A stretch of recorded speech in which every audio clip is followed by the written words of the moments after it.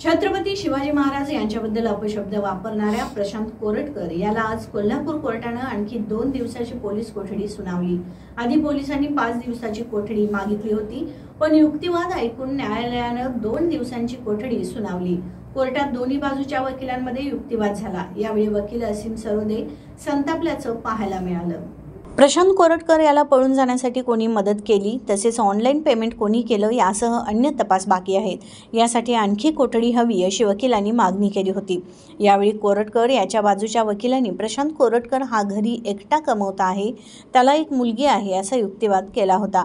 यावेळी वकील अमित सरोदे आणि वकील सौरभ घाग यांच्यात खडाजंगी झाली।